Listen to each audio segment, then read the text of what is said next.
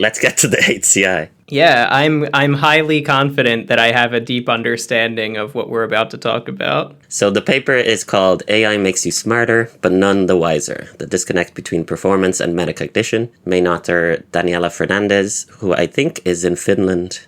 Yeah, Aalto University. One of your own, I guess you could say.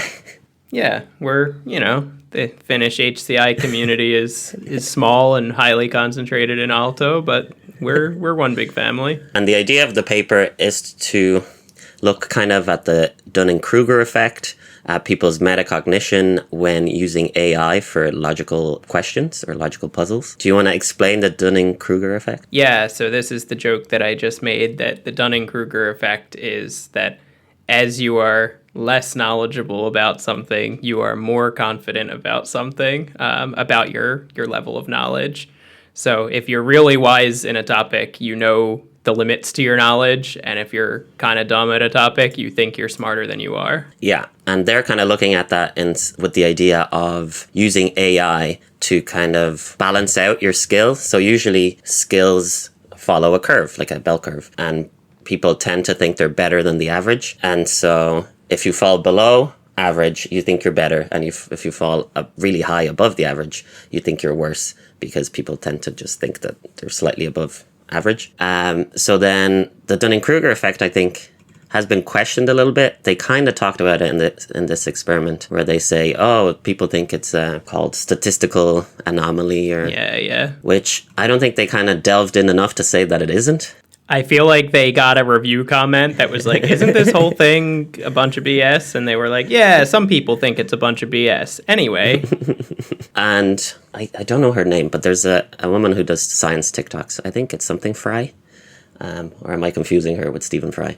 But she did one recently where she... I was just going to make the joke. The woman you're confusing with Stephen Fry, I think it's Sandy Toxvig now. Okay. Thank you. So she was saying that it looks like a statistical anomaly, mostly because of what I was saying earlier, that most people think that they're above average. So initially the Dunning-Kruger effect was for ability in, was it logic puzzles? I think so, yeah. I think that's why they redid the same thing here. Yeah, so it's taken a life of its own now that people have this graph that is completely different to what Dunning-Kruger originally found, where the line of the graph goes really high, then really low, then starts slowly ramping up again, which is like when you don't know anything, you estimate that you're really bad at the thing, so your accuracy is good. When you find a little bit out about a topic, then you get overconfident. So then your accuracy drops completely because you're like, I'm really good at this now. I know a little bit, even though a little bit is not, it's like 10% of whatever the max is. Yeah. And then as you become more of an expert, you become well tuned with your accuracy, you have better metacognition, so then the graph goes back up. But that wasn't really what Dunning-Kruger found. It was like if you're an expert, the line is kind of a slight gradient from middle to slightly high, and then if you're not an expert, then it's a slight gradient from slightly high to slightly lower. So it's kind of like a sideway X, nothing like this up and down and up and down. Yeah, for a really informative look, if you, like me, could not follow Diego's descriptions of graphs, and you, like me, have a digital device next to you, Google Dunning-Kruger effect. First, look at the Google Images pictures where it looks like a roller coaster, and then click into the Wikipedia page where there's the actual graph from their paper, and it's like the least dramatic slope ever. Like, this is such a microcosm for when science breaks into popular science, into the mainstream, that the actual finding is like an interesting, statistically significant, like mild difference between experts and non-experts, or high and low competence people. And then the pop science version is like, as soon as you learn a little about something, you become the world's biggest idiot. I can't even find the picture on Wikipedia. You must have some kind of plug-in extension blocking images, because it is literally the top left or top right of the page. Send me a link. Maybe I'll send you a screenshot, buddy. This is simple Wikipedia. How did I get there? Do you have it default in your browser because it's easier to understand? Yeah, I'm too dumb for normal Wikipedia. Oh wow, okay, thank you. You can see from my screenshot, you cannot miss where the image is. But also the graph, like the tiniest overlap at the very end. Okay, so yeah.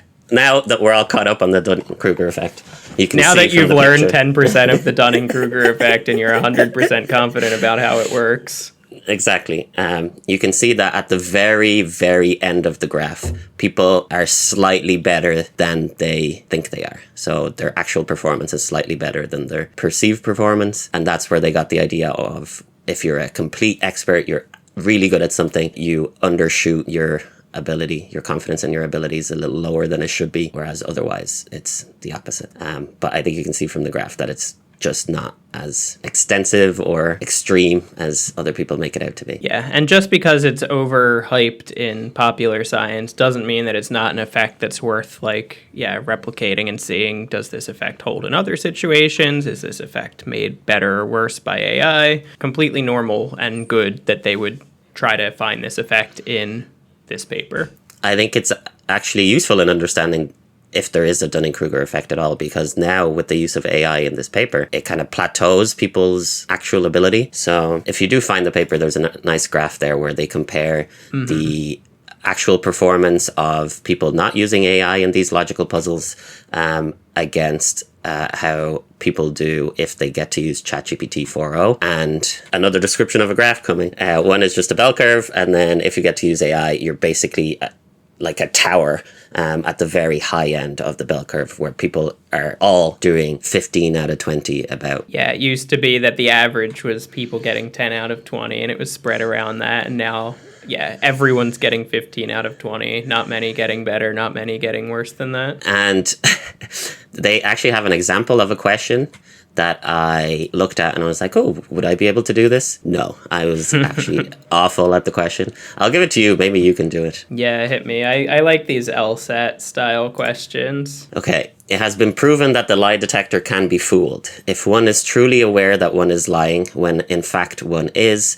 then the lie detector is worthless. The author of this argument implies that 1, the lie detector is sometimes worthless. 2, the lie detector is a useless device. 3, no one can fool the lie detector all the time. 4, a good liar can fool the device.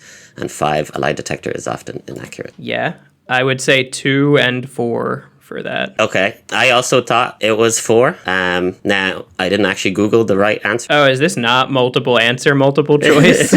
No. So I put it into Google Gemini and it told me it was 1 because that's the only one that can be proved from the logical question, whereas the other ones aren't necessarily provable. So I can see from the graph that we looked at where people get 15 out of 20 with AI, where it pushes everyone basically to a good average. Yeah. If Gemini is correct, then I would be similarly pushed to that high average. And that's another thing where some people thought, okay, if they use ChatGPT. If ChatGPT is correct, it sounds correct, so I'm just going to put it in as the answer.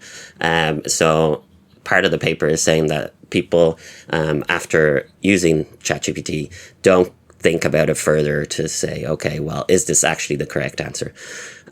So there's a discussion point where they say there's a reduction of metacognition because people become lazy, basically. And they're like, okay, this sounds correct. I'm just going to use it. I don't know if I agree with it because personally, I'm like, it sounds correct. And if it wasn't correct, I don't think I'm smart enough to notice. So I don't know if it's really that I'm being lazy, more that I'm just not as good as Gemini at this. Yeah, it might be that you're correctly metacognitively assessing that I don't know what the hell I'm doing. So you're deferring to Gemini, who's a bit smarter. But what you're misassessing is not your own cognition. It's not a problem of metacognition. What you're misassessing is Gemini's ability, that you're fully aware that you're deferring. Yes, I'm fully aware that Gemini is better. That you're aware, and it might be the right solution to defer. Like, it might be the optimal decision for a fellow such as yourself or myself to trust the AI on this. Yes, a fellow such as myself. So I'll explain a bit of the study. So the way that study worked was there's 2 parts to this. The first part, I think they got like 150 or 160-ish participants to do the 20 LSAT style questions. Do you want to explain what LSAT is for people not from America? Yeah, so if you're applying to go to law school in America, you don't get directly into a bachelor's law program. You first do a bachelor's degree, then you separately apply to go to law school as a graduate program. And one of the entry requirements for law school is the LSAT, the standardized test for law school. I guess it's law school aptitude test. So it's mostly, I think there's a grammar part, like a language part of it, and there's a logic part of the LSAT exam. And it has logical puzzles, just like the one Diego described. Yeah, so in this one, they had 20 logic questions, mirroring, I believe, the Dunning-Kruger paper, and also mirroring a paper by Janssen et al. 2021, which they compared the data against. So in this one, they got 160 or so people to do the same type of questions. I assume the same questions as the Janssen paper, except they had a ChatGPT window beside it where they could use it unlimited number of times, where people could, while they were answering these questions, ask the ChatGPT, oh, is this the right answer? What do you think? And so on. So then afterwards, or beforehand, they asked, how well do you think you'll do? How well do you think you'll do with AI? How much do you trust AI? So it was a lot of kind of trying to be metacognitively aware of your performance. One of the things about it was that they looked at kind of your ability to be metacognitively aware as the difference between how many questions you thought you get right and how many questions you actually got right. But I feel like when you get put in an experiment and they say, okay, how many questions of this logic puzzle do you think you'll get right? I would have no idea. I don't know how hard those logic puzzles are. I've never done an LSAT. How would I have any idea other than probably... Most Americans who have not applied to law school would not know how hard LSAT puzzles are. You would only know if you're like, you applied to law school, or you're a mega nerd like me who in high school was like, LSAT puzzles sound fun. And I think only 10% or less of the people who did this study reported that they had done LSAT style questions before. And they even looked at the performance between those people and the rest of the group, and it wasn't kind of significantly different. But my point is kind of that, like, the best guess that I would have is I'm probably slightly better than average if I... Yeah, you do have a PhD. Like, you are smart. I as much as it pains me to say. So I don't know how useful that is as a metric. Okay, most people are going to guess slightly better than average. And then some of them will achieve that and some of them won't. But let's not focus on that part. They ask you that, they have you do the experiment, and then they compared...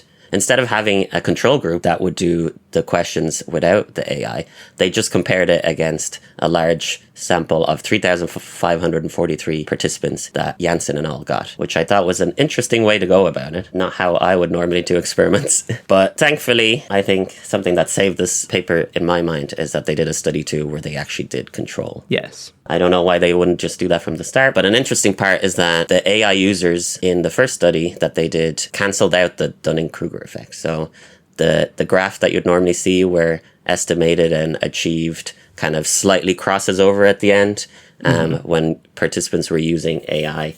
The crossover doesn't happen, so they stay kind of basically the same distance from each other the whole time. So does it tell us something about the Dunning-Kruger effect? If everyone is basically above average in performance, then they're all very accurate at estimating their ability? Yeah, if we're not, like, this is the problem with not getting a lot of variance, right? If the whole original Dunning-Kruger effect is because there's variance in competence, that variance has also an interaction with variance in estimation of ability. Now, if everyone has the same competence, then it's a flat, like, there's no interaction because there's no variance in the first variable. They did the second study, and the two things that they changed was they had a control group of 250 participants that completed the no AI group, and then 250 that completed AI assistance. But they also incentivized people to be as accurate as possible in their predictions of their performance, basically. So they said the closer you are to actually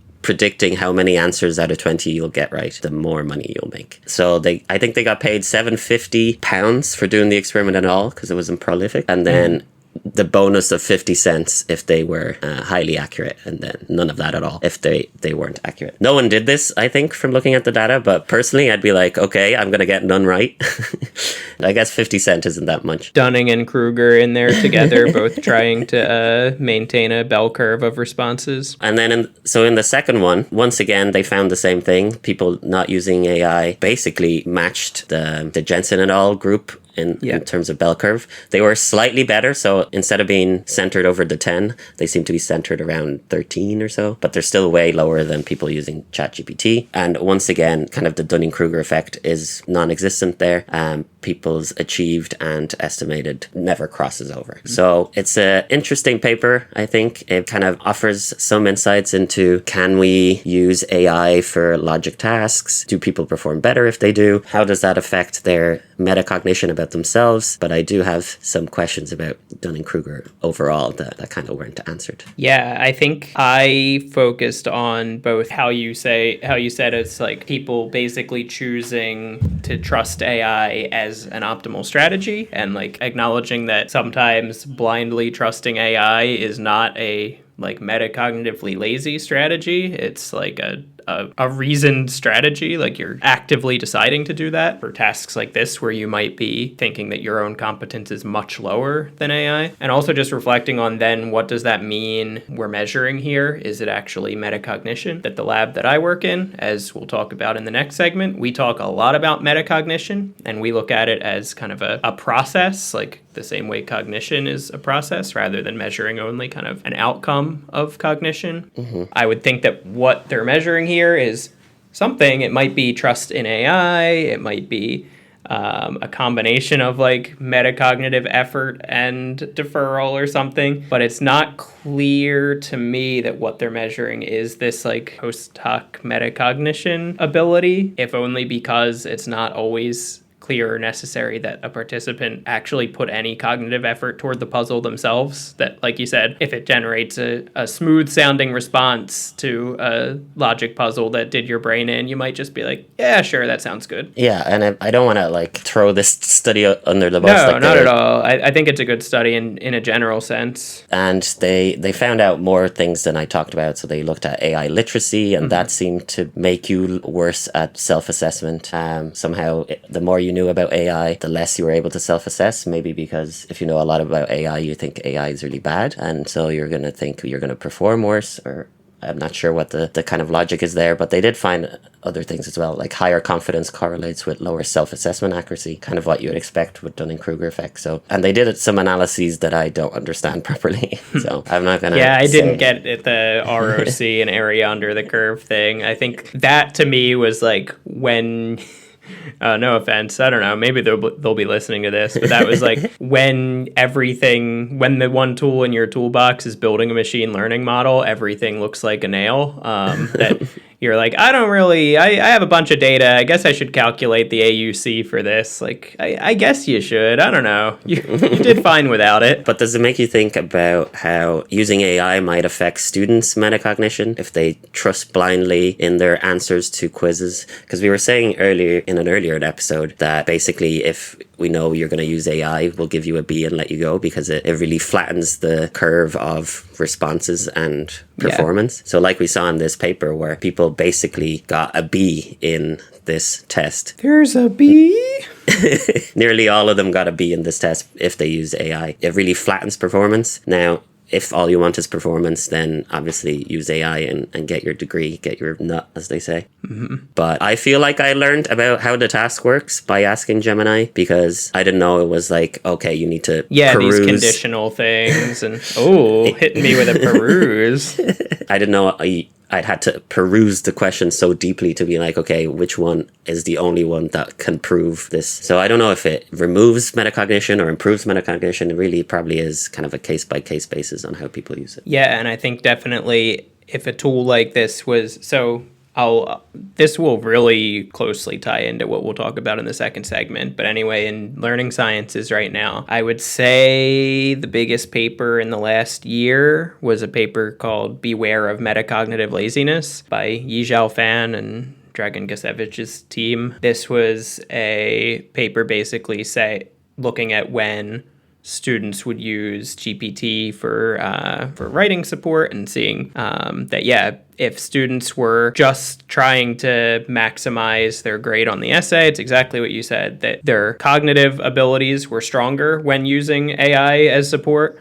but their metacognitive abilities kind of eroded. That, yeah, if you're relying on GPT to write an essay for you, you're not developing skills in thinking through how to write an essay, like making a plan of like how to structure an argument, etc. But a tool that kind of both helps you on the cognitive side and supports metacognition can be possibly useful. That if, like you, after people ask the GPT or Gemini or whatever for help with the logic puzzle, if there was then a second step of like, now reflect on how GPT got to this answer and like how that might help you approach puzzles like this in the future, then at least now there's this like metacognitive reflection step that might help you improve your strategies later on. So I think there is room for AI to be helpful with not just like making the cognition part easy, but making the metacognition more strong. But if you're completely deferring that planning and reflecting and all of that, not doing any of that, and just letting the task execution be done by AI, well, yeah, you're both not putting in the cognitive effort and you're going to degrade your ability to not grow your ability to put in that effort in the future. But one thing this made me think about was, so when I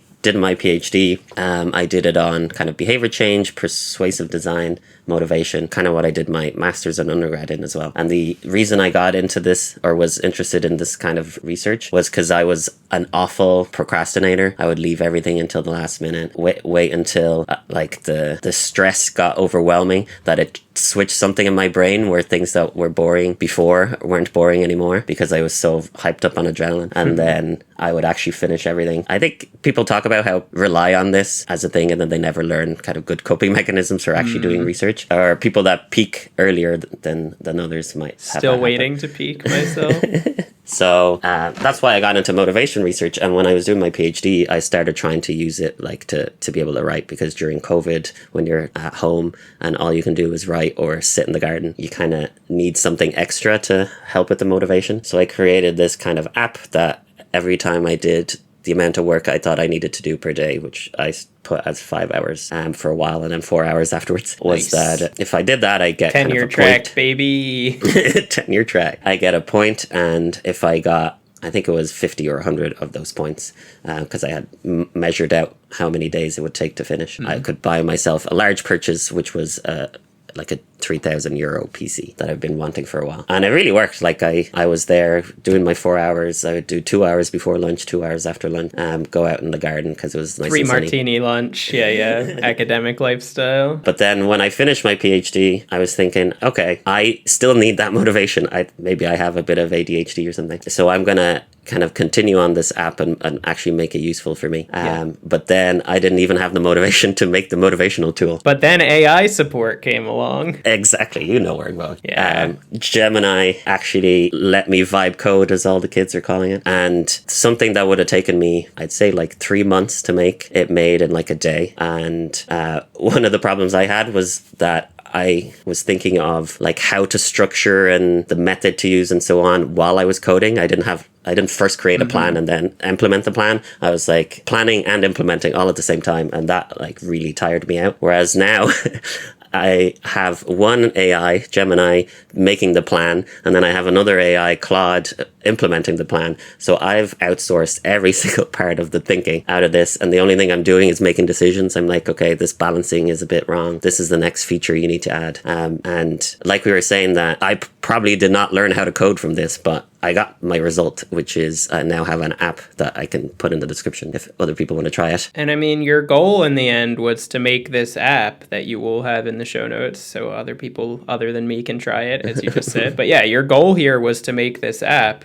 It was not to learn how to code this app necessarily. So I don't really fault you for going this way and outsourcing the effort around it. And I think in the end, like the project management skill of like figuring out a way to produce the content I want, you learned a different metacognitive skill in this, and that's probably going to be useful to you. I would imagine you will at some point again orchestrate multiple AI agents to carry out some task or another for you. I think if I was a richer man, I would have just paid people to make an app for me. And I would have been doing the same kind of project management as it is. Maybe now that I have PhD students, I can convince them to make apps for me. That's why we get into the business, folks. Yeah, no, I agree that like for a task like that, it's A, more competent, and B, it would like to an extent, it would be a big waste of your time to be putting in the same amount of time it would have taken you to try to code that for the same result, where if your goal was not to learn how to become a better front-end developer, but to just have this working app, yeah, why not just have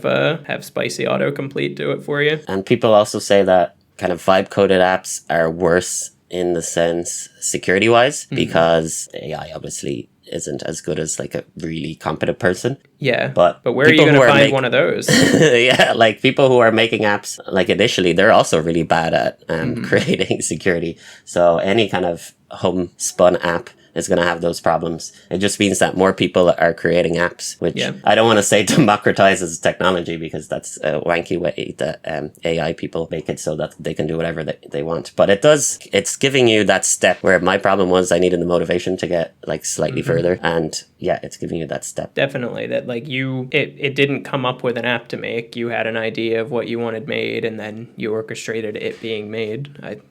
I'm here for it. So will we move on to your topic now? Yeah, sure. Let's move on to the research portion of the day. I didn't even name a paper for us to read for this, but you can read a bunch of any of my recent papers.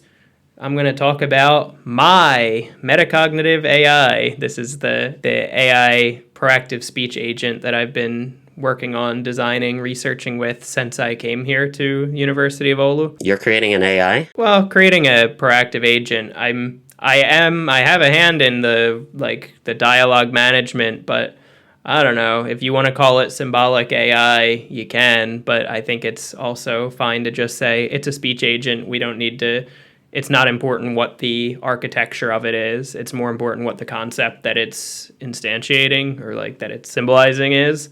And that is metacognitive support for collaborative learning. So we just talked about metacognition and cognition, that metacognition is thinking about your own thinking. Meta is, meta means about oneself or about itself. So metacognition is cognition about cognition. We in the lab that I work in, the Learning and Educational Technology lab here, before I ever got here, were doing lots and lots of research about self-regulated learning. So how do we make plans, carry out our strategies, and then reflect? And they've especially been interested in that stuff in the context of collaborative learning. So how do we do all that stuff during group learning, and how do we support each other, and how do we work as a group, make plans as a group, etc. And they found all sorts of things over the past decade or so of being able to identify when this regulation is happening, when plans are being made and reflection is happening, or when those things aren't happening. But it's been really hard in the past to support that in real time, that you can kind of look at a video afterwards and say like, oh,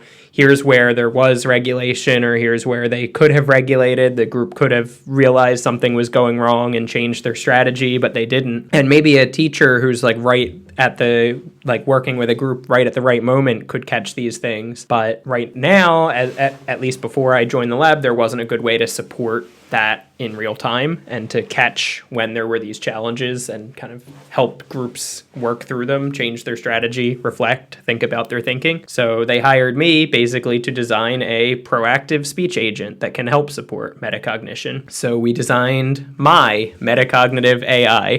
Basically, it listens to student groups having a conversation, and it tries to detect what we call regulatory triggers, so the kind of challenging moments that call for regulation, that call for you to think about what you're doing and change strategies or adapt your strategy in some way. Do you have like an example of that, what that would look like? Yeah, so we kind of break it down into different categories. So there might be metacognitive triggers. So a metacognitive trigger would be when you don't understand the rules of a task or the instructions of a task. So if a group is, we did step 2 for the worksheet and we're not really sure what we're supposed to do for step 3.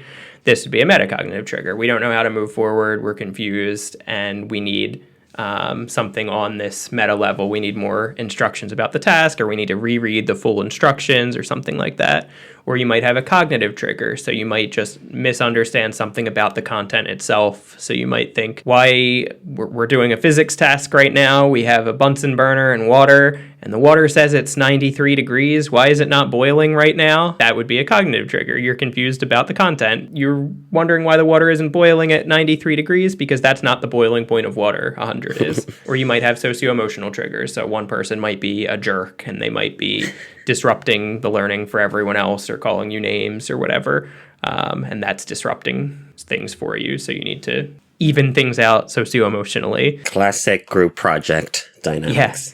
Yeah, exactly. Or like maybe the biggest group project trigger is behavioral. So two people are doing all the work and one is just sitting back not participating. Then that the group probably isn't progressing very well, and there's growing tension because two people are doing everything and one person's just sitting back doing nothing. So we wanted Mai to be able to detect all of these different kinds of triggers from spoken interaction, and we wanted to give support. So we designed with some teachers what sorts of things a teacher would say when they notice these different things. So if there's a metacognitive trigger, if there's a misunderstanding about the rules or the instructions, Mai might say, "Good job discussing the task so far. How can you work together to better understand what you need to do next?"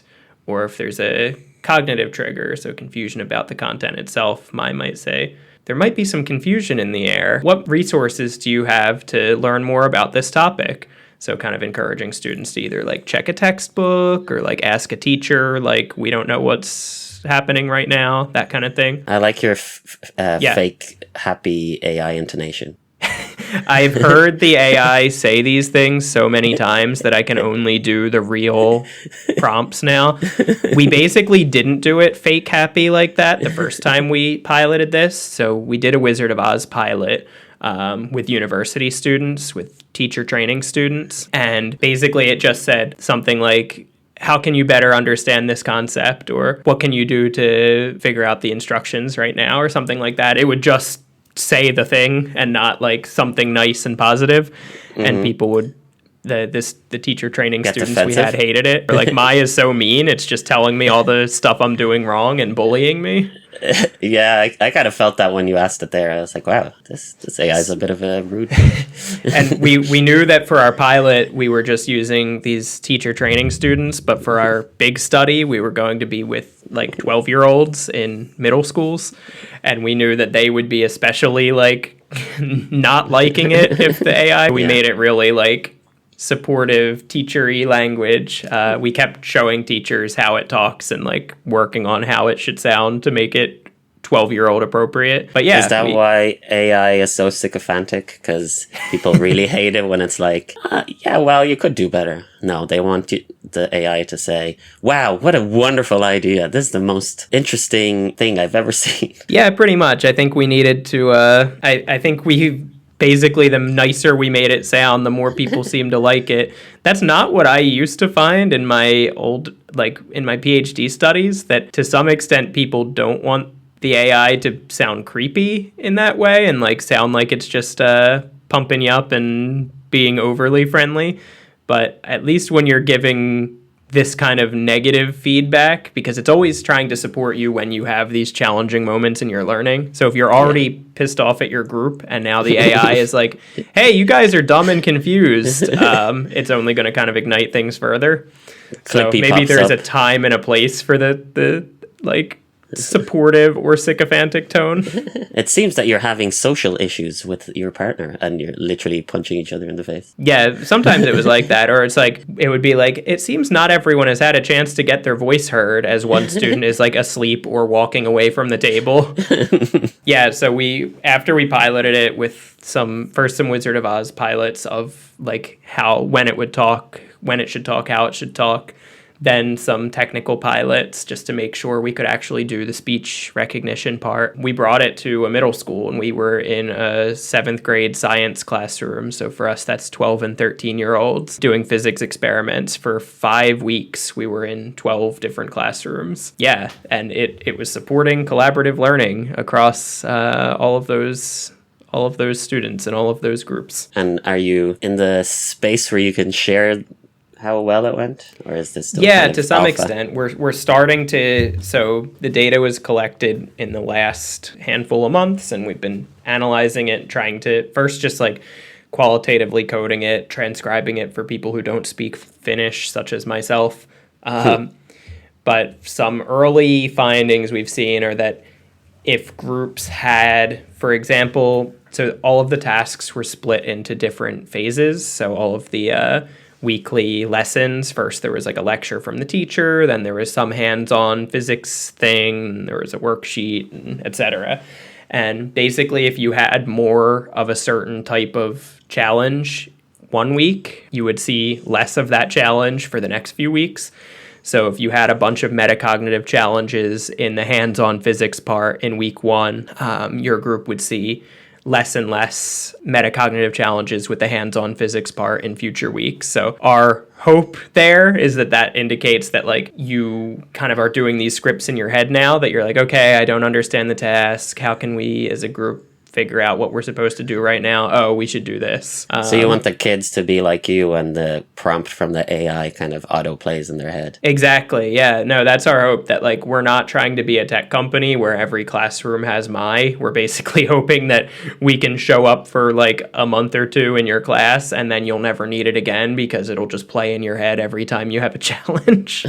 Teach a man to AI himself. Exactly. Teach a man to self-regulate. That's why it's self-regulated learning. It's not like my regulated learning. So is it like this little puck or something that you put in the middle of a table, and then basically the hardware for it, we sometimes did it with iPads because they have a speaker and a mic. When we were in the schools, because it was noisier, we had like studio mics on each lab table and just like a little speaker. We're thinking about trying to use other cheaper hardware, like have each kid have one like Bluetooth earbud in, and that would be your own mic and your own speaker. Right. But yeah, the hardware kind of doesn't matter. All that it really matters is that it has a mic and a speaker, and then it connects to our server that does the speech recognition and dialogue management stuff. And did you have any kind of false positives where people would be having a nice old chat and then the thing pops up out of nowhere? Oh yeah, all the time. Like not all the time, but that happened plenty. So there was a really great example where Mai was like, hey, it seems tensions are running a little high. How can we talk to each other and make sure we're not offending one another? And the two kids turn to each other with like a sarcastic face, and the one kid's like,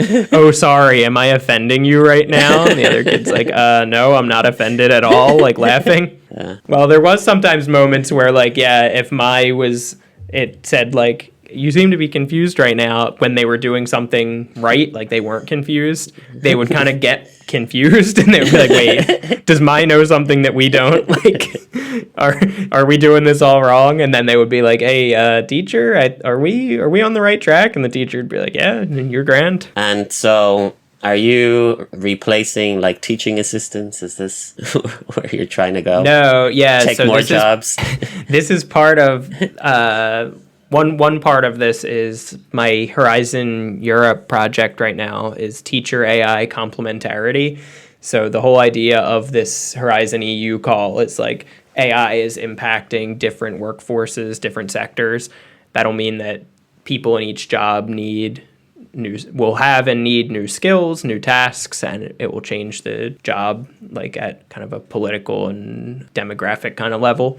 So we're looking into how AI can and will affect teaching as a profession insofar as teaching supports collaborative learning. And one of our like insights already is that tons of teachers in at least the classrooms we visited don't bother with collaborative learning because classrooms are kind of big. There's not really enough teachers for them. And they say that if I'm just lecturing in front of the room, it's not too crazy, it's not too loud. But if I have groups of 3 or 4 doing their own thing, then I can be with one group at a time and the other groups can be really going off and like either getting stuck and having to wait for me while I make my way around the whole room, or just doing something they shouldn't be doing at all. So our hope is that this can at least make collaborative learning more possible in classrooms that have not the best teacher to student ratio, but also it makes it so when a group gets the attention of a teacher, hopefully they've already tried things like reread the task or like talk to each other, the sorts of things that would be like a teacher's first line of like, have you tried asking each other? Have you looked in the book? That way, by the time they get a question from the students, it's a little more kind of specific content level, something a little deeper. Some metacognition has already occurred. So our hope is that, yeah, it makes metacognition, or it makes collaborative learning more viable and maybe deeper as a learning tool in a modern classroom where it's harder to support collaborative learning. But we're not really trying to put anyone out of a job with it. One of the questions I got when I was doing the room reader stuff, which was around like measuring student engagement and so on, is around like, oh, are we increasing Big Brother, like another thing that students have to be recorded, and now maybe this AI is going to send a message to their parents whenever they misbehave? Or are we just increasing how much like Overwatch there is over students? As someone who hasn't played Overwatch, I can't say for sure. Well, I think to an extent, it depends how this kind of technology gets instantiated. Like if this was like, hey, Google is releasing a new metacognitive support that will listen to you and make a dashboard about you and personalize to you, it would be pretty worrying, because then there would be this level of like, this is targeting you in particular, it's developing a profile, it's Big Brothery. They're a for-profit company. Yeah, exactly. I don't know if there's such a risk with our tool in specific, particularly because, like, A, it's us running it. Like, it's a university that doesn't really stand to gain by doing that. But also, like, the way we have our server set up, it's not like the model is being trained on individual kids. It's basically like approaching a fresh speech recognition and all of that every single time you talk to it. There's no kind of... We keep the transcript of what they said, and we made recordings so we could do analysis, but we're not using that to influence like learning decisions or to go back to parents and say something. I think actually the EU AI Act gets at some of this, of like especially how AI can be used in decision making. And to the extent that we are not making any decisions about the students' education or discipline or whatever, and we didn't even like give a dashboard or some summary report or something to the teacher after. Like, we didn't say like, hey, group number 7 had 17 socio-emotional triggers, they hate each other. We collect our data, the teacher does their thing, and that's that. Is like the back end is a type of custom GPT you made, LLM? It's using ChatGPT? No, it's all just machine learning classifiers trained on like both real data from past experiments and synthetic data based on that real data. So there's no LLMs involved, no GPT, no third-party models. It's just, up and down classifiers for pretty small, I would say like dialogue variables. So basically like, here's a machine learning classifier that says whether or not what they are talking about is related to science content. And there's a bunch of sentences that are labeled as either this is about science content or this is not about science content as the training data. So then when a student says like, pass the beaker over here, that sentence would be labeled as about science content. And when a student says like, what are you doing this weekend, that would be labeled as no. And it's just a combination of lots and lots of these little dialogue variables building up to make these broader rules about like, this is a cognitive trigger. I assume you didn't make the AI. What's your role? Like, where do you fit in? I made the AI. Oh, right. Okay. I designed it. I started out as like helping design like what even would the architecture of this thing be, and then my learning science colleagues wrote the rules at a high level of what should be recognized. And then I worked with a colleague from the University of Twente, who's now in some long-named university in Brazil, some federal southern state, blah, blah, blah, blah, blah. Adelson de Araujo is my colleague, and he... Wonderful pronunciation. Thank you. You can tell how close we are as friends and colleagues. I really like Adelson, but I also don't speak Portuguese, so I can't pronounce his name very well. Do you want to give it a try? I'd have to see it written because the way you said it could be anything. Oof. I'll send you his GitHub page so you can say his name. Adelson de Araújo Jr., and the university would be Instituto Metrópole Digital. But yeah, he was, for his PhD, developing a configurable chatbot that can have these different rules based on these different like low-level things.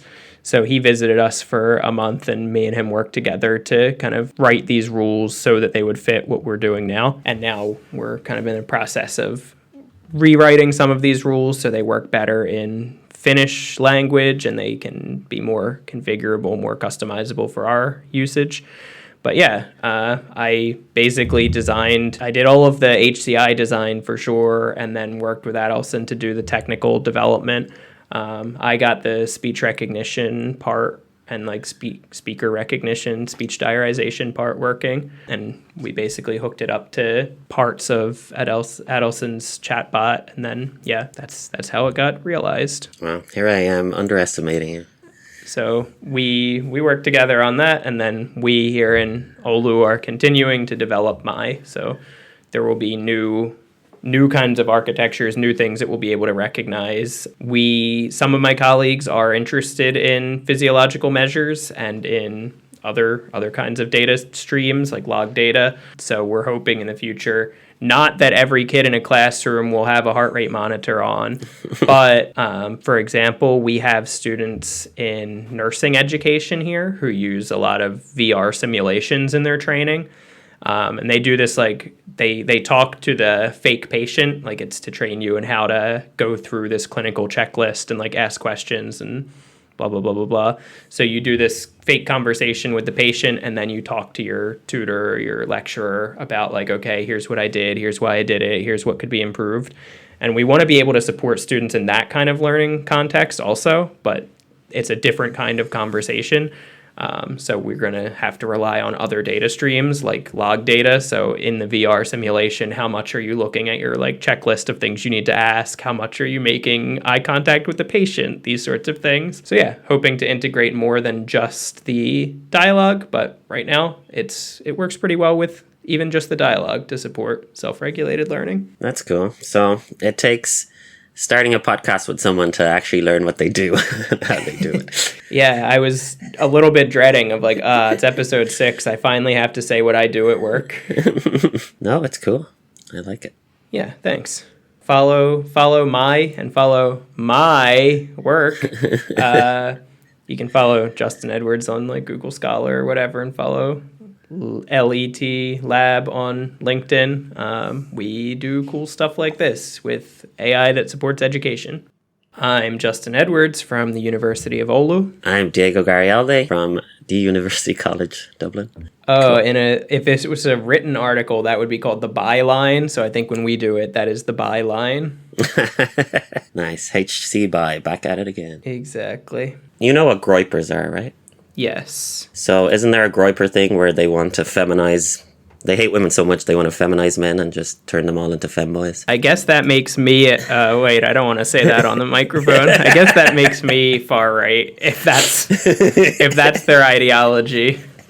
More femboys. All right. So finally, it's like horseshoe theory. Finally, something the far left and the far right can agree on. Beautiful. I like that we're speed running the let's do the things that get us fired right at the beginning in like 3 minutes, and then let's get down to the research. Look, will it get edited out? That's a later me. At least edit it to like the middle or end of the episode. That way, if a colleague decides like, I'm going to check this thing out, and then immediately it's like, oh, Justin wants to turn the world into femboys. Well, never mind. Hold on, yeah, I also have opinions about human-computer interaction. I sent the podcast to my aunt, who's a clinical psychologist, well, retired now. And did she refer you to a colleague? Just after I sent it, I just remembered all the furry jokes we made. Mm. But she sent back good thoughts. She was like, oh yeah, very interesting, really liked it. She's like, I'm glad you're having fun with your friends, Diego. She was like, we should have a coffee when you come back from Brazil so we can talk about it. But now I thought it meant, so we can talk about it, like the interesting insights and whatever. But now you're making me think, so we can talk about your issues. Yeah, we should have a coffee. Could you fill out this survey before we talk?